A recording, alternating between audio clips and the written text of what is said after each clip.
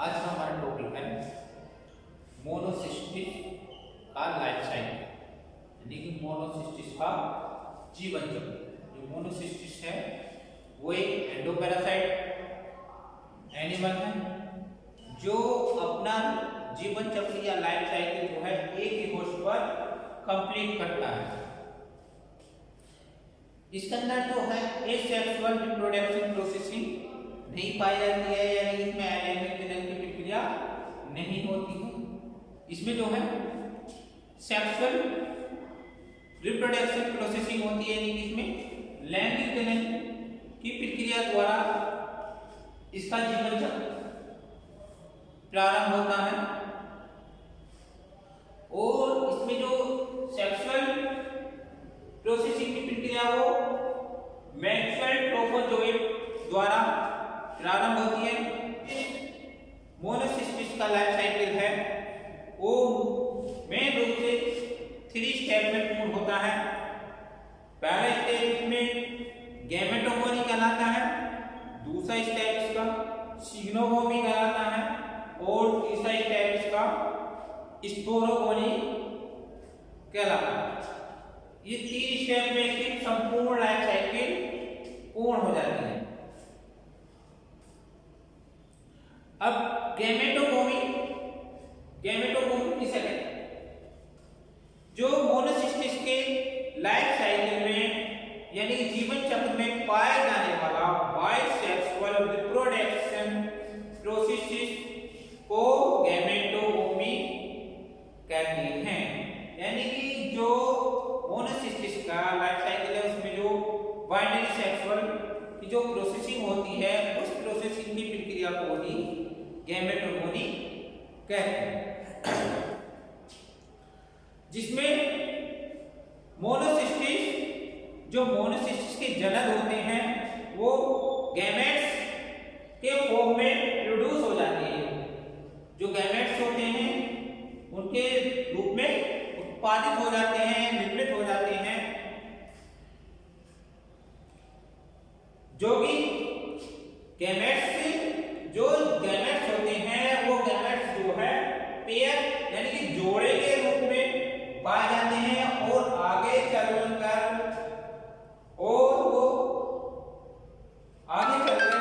Zygotes का निर्माण करते हैं। फर्टिलाइजेशन की प्रोसेसिंग द्वारा वो जाइगोट का निर्माण कर देते हैं। मैच्योर ट्रोफोजोइड जो होता है वो मैच्योर प्रोटोजोइड जो गैमेटोसाइट्स के फॉर्म में निर्मित हो जाता है, प्रोड्यूस हो जाता है। तो प्रोड्यूस हो जाते हैं तो ये जो जोड़े के रूप में होते हैं, जोड़े के रूप में तो ये जो दोनों जोड़े आपस में एक दूसरे के साथ संपूर्ण रूप से चिपक जाते हैं, एक दूसरे के साथ संयुग्मन कर लेते हैं। संयुग्मन कर लेते हैं तो कुछ समय पश्चात कुछ समय तक ये इसी अवस्था में रहते हैं।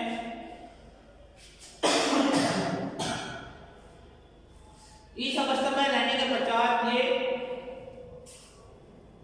अपने आकार को थोड़ा और छोटा कर लेते हैं, यानी आकार में ये सिकुड़ जाते हैं। आकार में सिकुड़ जाते हैं तो इनके ये आकार में सिकुड़ने के पश्चात ये अपने शरीर की शारीरिक संरचना को राउंडेड शेप में परिवर्तित कर लेते हैं, यानी कि गोलाकार आकृति में बना लेते हैं। उस गोलाकार आकृति पर एक आवरण लेयर चढ़ा दी जिसको साइटोप्लाज्म कहते हैं।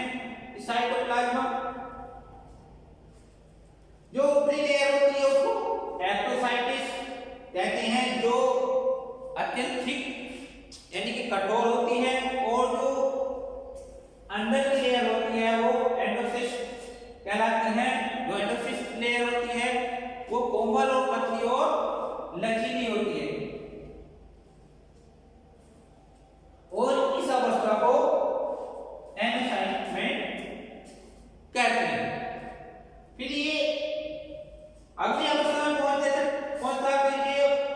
इसका जो गैमेटोसाइट्स होता है वो जो दोनों गैमेटोसाइट्स होते हैं उनकी जो एक्टोसाइट्स और एंडोसाइट्स होता है वो उसके आवरण की उसकी जो गैमेट्रिक्स होते हैं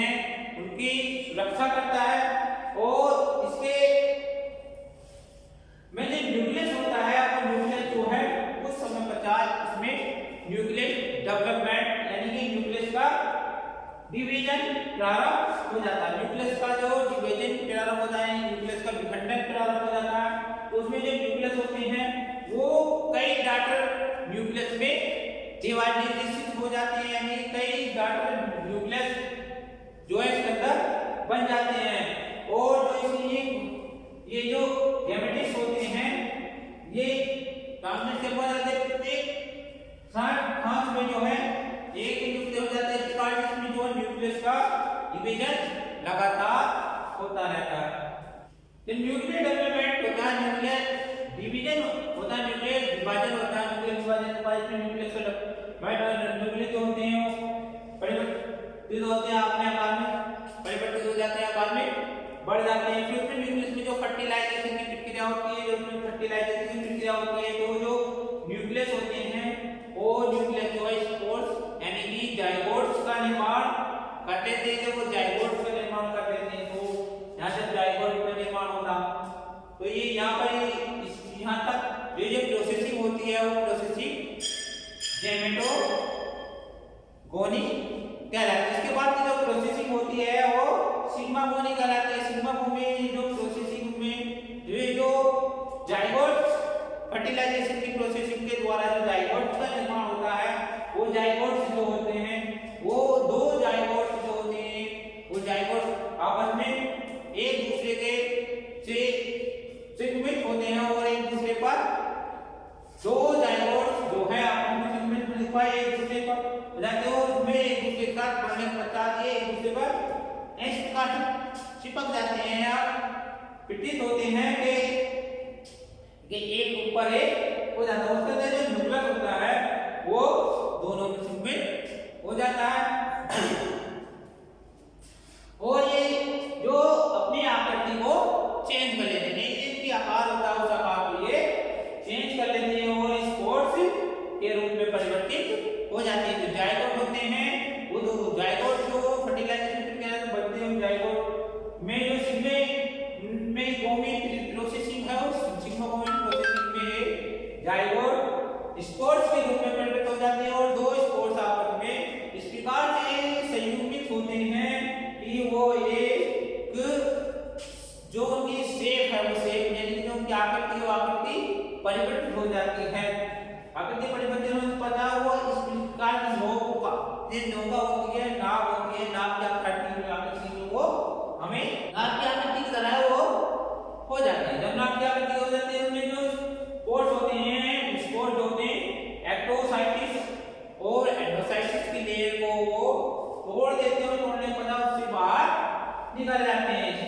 जब बाहर निकल जाते हैं तो निकल जाते हैं उसके बाद वो यहाँ जो सिग्नोगोमी प्रोसेसिंग जो है समाप्त हो जाती है। उसके बाद में प्रोसेसिंग चलती है स्पोरोगोमी। स्पोरोगोमी प्रोसेसिंग चलती है स्पोर्स फिर में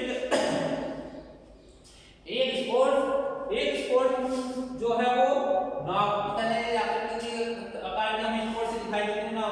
स्पोर्स में न्यूक्लियस होता है और न्यूक्लियस होने का होता है न्यूक्लियस जो होता है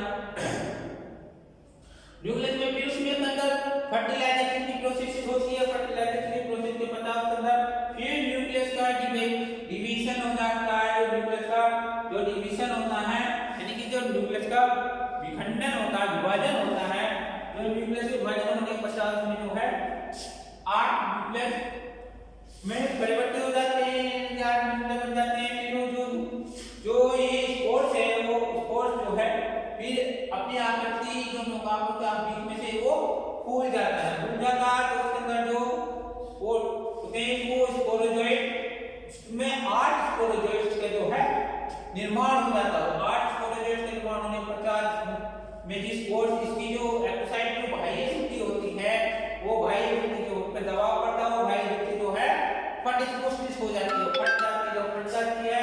तो उसमें से जो स्पोर्स होते हैं, स्पोर्स जो होते हैं वो स्पोरोसाइट्स जो होते हैं वो इससे जो स्पोरोसाइट होते हैं बाहर निकल जाते हैं और फिर इसके अंदर जो 8 स्पोरोसाइट्स होते हैं, जो 8 स्पोरोसाइट आए जो बाहर निकल जाते हैं वो फिर जो स्पोरोसाइट है वो अर्धगोल के स्पर्मेरुला में पहुंच जाते हैं। स्पर्मेरुला में पहुंचने के पश्चात वो जो है जब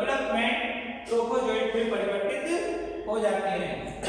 तो ट्रोफोजोइट में परिवर्तन होने के पश्चात उसमें फिर वो अगली प्रोसेसिंग में पहुंचते हैं। अगली प्रोसेस में वहां पर वो जो स्वतंत्र ट्रोफोजोइट में बदल जाते हैं और जो ट्रोफोजोइट होता है उस ट्रोफोजोइट पर के बाएं तरफ एक पर सीधे पाए जाते हैं। सीधे जो होते हैं उसके ऊपर चार साइड से स्पर्म चिपक जाते हैं, उसको स्पर्म घेरे रहते हैं, उस पर हमें सीधे की तरह दिखाई देते हैं। तो सीधे स्पर्म को क्या तो हम स्पर्म टैग या स्पर्म सीधिया के नाम से जानते हैं। स्पर्म सीधिया कहते हैं, कह सकते हैं या स्पर्म टैग भी कह सकते हैं। उसके पश्चात ये जो है मैच्योर ट्रोफोजोइट में परिवर्तित हो जाता है और इस प्रकार से इसकी लाइफ साइकिल पूर्ण हो जाती है और ये मोनोसिस्टिस का जीवन चक्र संपूर्ण हो जाता है। इस प्रकार से इसका जीवन चक्र चलता है। ये जो मोनोसिस्टिस होता है, मोनोसिस्टिस जो होता है केचुए की के जो स्पर्म मैनुला होता है, उस स्पर्म मैनुला में